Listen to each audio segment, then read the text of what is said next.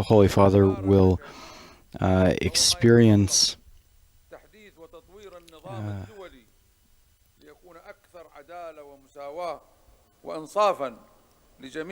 the peaceful coexistence among followers of different religions, which he says marks his country.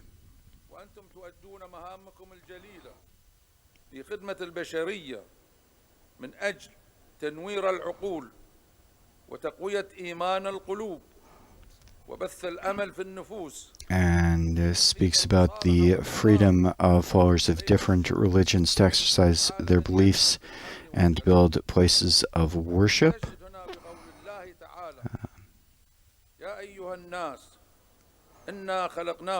While noting the special relationship of Islam in his country, but notes that religious freedom is fostered by his reign, and describes that as a reality that Bahrain has always protected to ensure social stability and human civilization.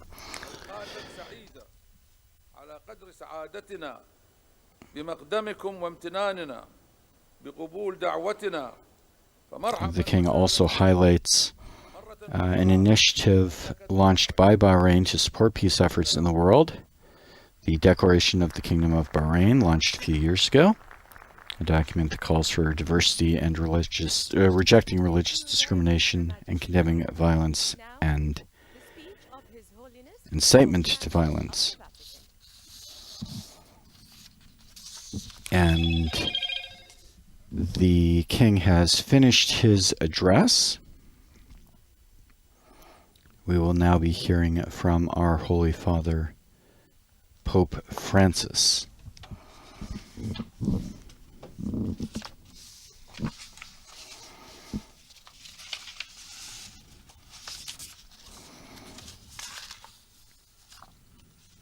Who I believe will be speaking in Italian.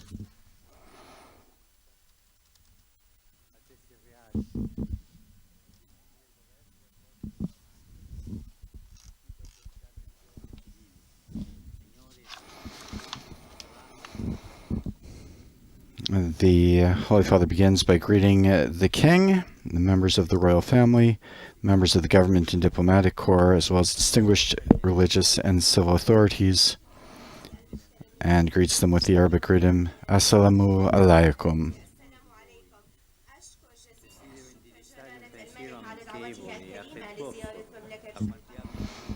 I express my deep gratitude to His Majesty for his invitation to visit the Kingdom of Bahrain, for his warm and gracious welcome and his kind words. I greet all of you most cordially. I'd like to address a word of friendship and affection to everyone living in this country, to every believer and individual, and to the members of every family, which the Constitution of Bahrain defines as the basis of society. To all I express my joy to be here in your midst.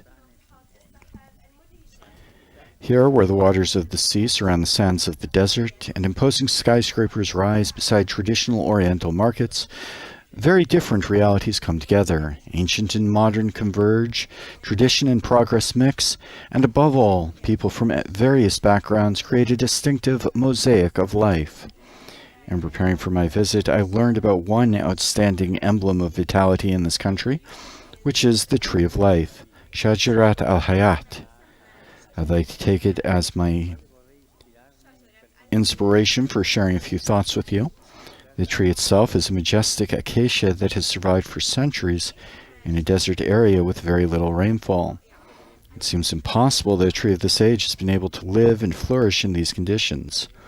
According to many people, the secret is to be found in its roots, which extend for dozens of meters beneath the ground, drawing from the subterranean deposits of water. So, the roots. The Kingdom of Bahrain is committed to remembering and cherishing its past, which tells of an extremely ancient land, to which thousands of years peoples came, drawn by its beauty, due especially to the abundant springs of fresh water that gave it the reputation of being a paradise. The ancient kingdom of Daman was thus called the land of the living. As we ascend from these vast roots, which spread for more than 4,500 years of uninterrupted human presence, we see how Bahrain's geographical position, the talents and commercial abilities of its people,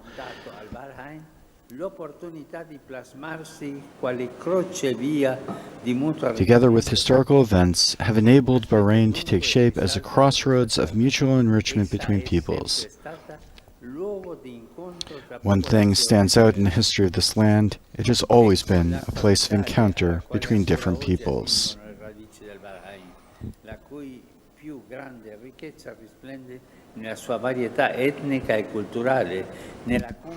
This is, in fact, the life-giving water from which today, too, Bahrain's roots continue to be nourished.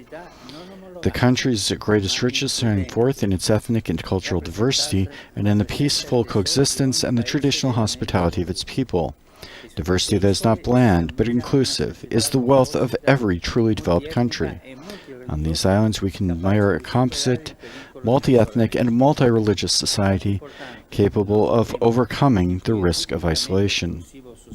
This is so important in our time, when the tendency to turn in exclusively on ourselves and on our particular interests prevents an appreciation of the essential importance of the greater whole.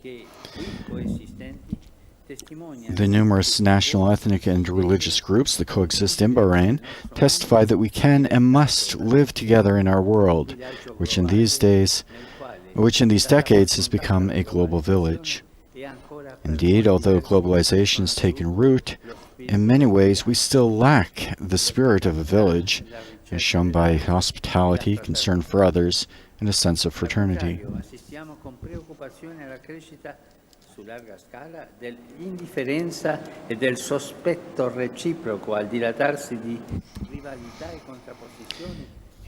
Instead, we are witnessing with deep concern the massive spread of indifference and our mutual distrust, the burgeoning of rivalries and conflicts that we had hoped were a thing of the past, in forms of populism, extremism, and imperialism that jeopardize the security of all.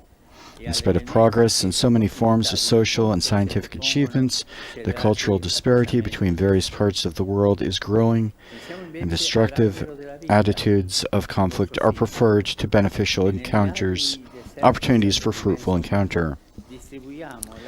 Let us think instead of the tree of life, and to the parched deserts of human coexistence, let us bring the water of fraternity. May we never allow opportunities for encounter between civilizations, religions, and cultures to evaporate, or the roots of our humanity to become desiccated and lifeless. Let us work together. Let us work in the service of togetherness and hope. I am here in this land of the tree of life as a sower of peace, in order to experience these days of encounter and to take part in a form of dialogue between East and West for the sake of peaceful human coexistence. I thank even now my traveling companions, especially the representatives of the religions. These days mark a precious stage in the journey of friendship that has intensified in recent years with various Islamic religious leaders, a fraternal journey that beneath the gaze of heaven seeks to foster peace on earth.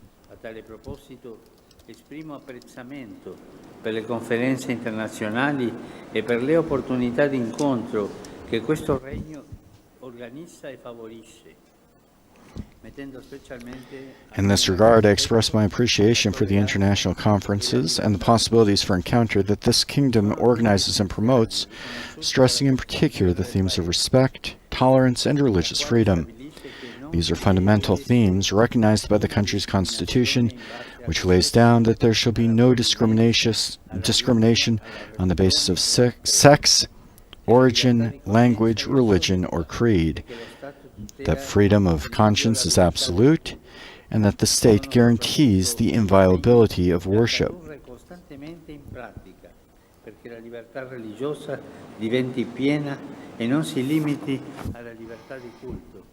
These are, above all, commitments that need constantly to be put into practice so that religious freedom will be complete and not limited to freedom of worship.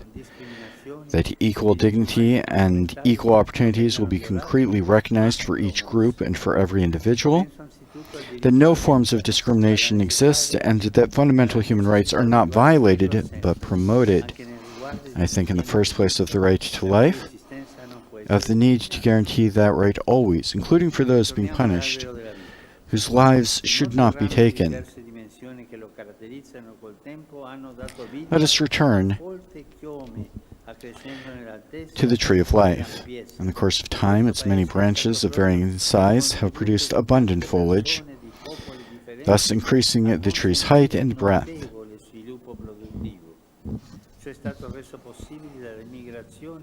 In this country, it was the remarkable contribution made by so many individuals from different peoples that enabled a remarkable increase in productivity.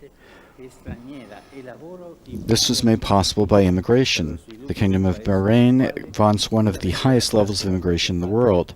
About half of the resident population are foreigners, working in an evident way for the development of a country in which, despite leaving their native countries behind, they feel at home. At the same time, we must acknowledge that in our world, unemployment levels remain all too high, and much labor is in fact dehumanizing. This does not only entail a grave risk of social instability, but constitutes a threat to human dignity. For labor is not only necessary for earning a livelihood, it is a right, indispensable for integral self-development and the shaping of a truly humane society.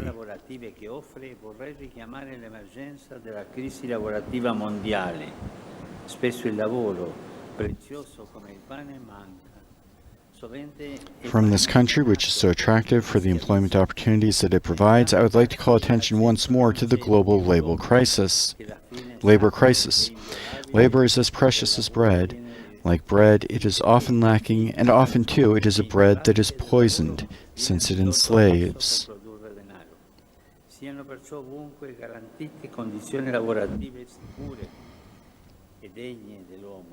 In both cases, what is central are no longer men and women who, rather than being the sacred and inviolable end and goal of work, are reduced instead to a mere means of producing wealth. Let us guarantee that working conditions everywhere are safe and dignified, that they foster rather than hinder people's cultural and spiritual growth, and that they serve to advance social cohesion to the benefit of common life and the development of each country.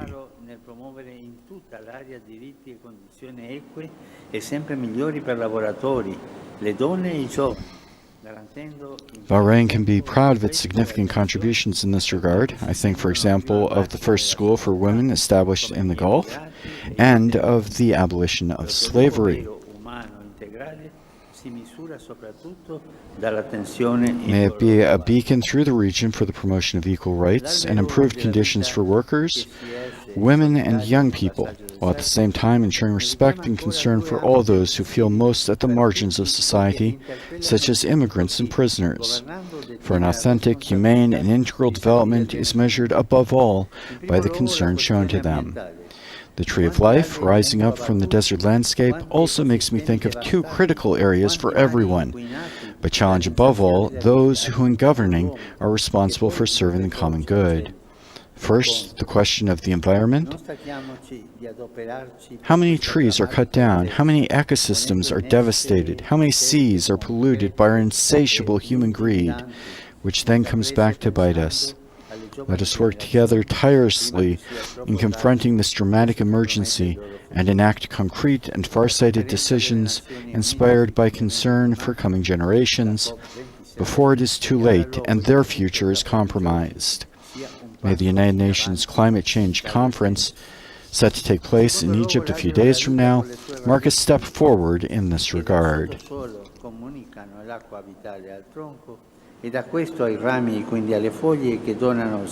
Second, the tree of life, whose roots, that deepen the subsoil, furnish vital water to the trunk, and from the trunk to the branches, and then the leaves that give oxygen to creatures, makes me think of our human vocation, the vocation of each man and woman on earth to make life flourish.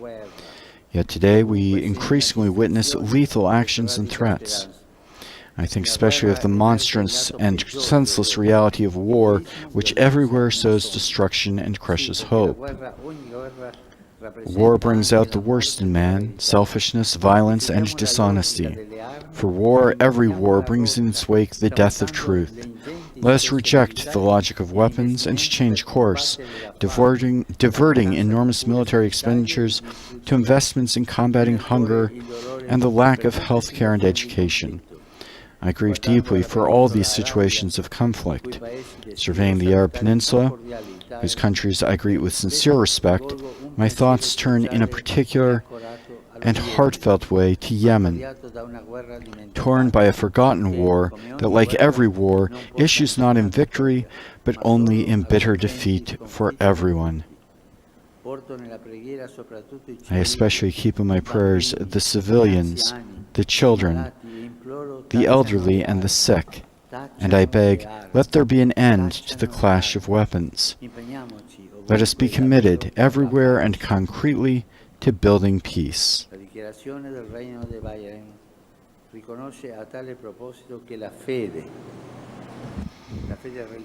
The Kingdom of Bahrain Declaration acknowledges in this regard that religious faith is a blessing to all mankind and the foundation for peace in the world. I am here today as a believer, as a Christian, as a man, and as a pilgrim of peace, because today, more than ever, we are called everywhere to commit ourselves seriously to peacemaking. Your Majesty, Your Royal Highnesses, distinguished authorities and friends, I thus make my own and share with you as my hope and prayer for these greatly desired days of my visit in the Kingdom of Bahrain, a fine passage of the same declaration. It reads, "We commit to working for a world where people of sincere belief join together to reject that which divides us and concentrate instead on celebrating and expanding on that which unites us." So may it be, with the blessing of the Most High. Shukran. Thank you. Very much, Your Holiness. Your Majesty King Hamad bin Isa Al Khalifa, King of the Kingdom of Bahrain, Your Holiness Pope Francis of the Vatican, Your Highnesses, Your Excellencies, distinguished guests, thank you very much for joining us. Wassalamu alaikum wa rahmatullah wa barakatuh. And the Holy Father has concluded his address. As we mentioned at the beginning of our broadcast, this is the first major event for the Pope's visit to Bahrain.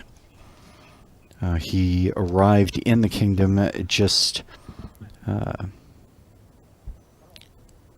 an hour or so ago. And after a welcoming ceremony at the airport, the Sakhir Air Base in Awali, he paid a courtesy visit to His Majesty the King, where they were able to speak together privately at the Sakhir Royal Palace.